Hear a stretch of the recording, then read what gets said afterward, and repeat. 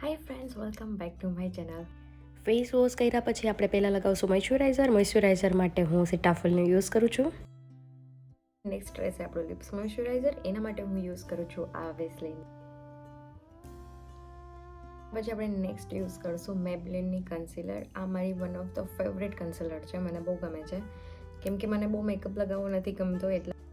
એટલા માટે જ્યારે મારે કોઈ ફંક્શન્સ વગેરેમાં જવું હોય ત્યારે હું જસ્ટ કન્સીલરનો જ યુઝ કરું છું. એને ડાર્ક સર્કલ્સ પાસે લગાવીને બ્યુટી બ્લેન્ડર અથવા કોઈ પણ બ્રશ વડે બ્લેન્ડ કરી લેવું. એના પછી જ્યાં પણ તમને એવું લાગતું હોય કે કન્સીલરની જરૂર છે ત્યાં એ બાજુ કન્સીલર લગાવી અને પૂરું એને કવર કરી લેવું.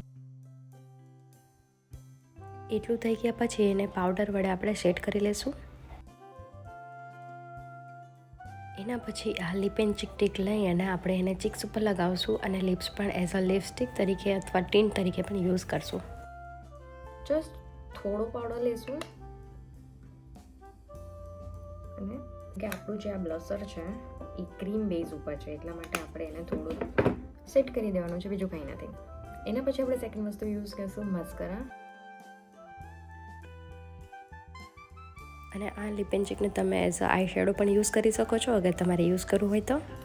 તો આ છે મારું ફાઇનલ લુક. નો મેકઅપ લુક. બસ આટલો ઇઝી અને સિમ્પલ. જસ્ટ 5 મિનિટમાં તમે રેડી થઈ શકો છો ઓફિસ, કોલેજ યા નાનું મોટું ફંક્શન્સ માટે. તો તમને આ વિડીયો કેવો લાગ્યો મને કોમેન્ટ કરીને જરૂર કહેજો. મળીએ નેક્સ્ટ વિડીયોમાં. ટાટા.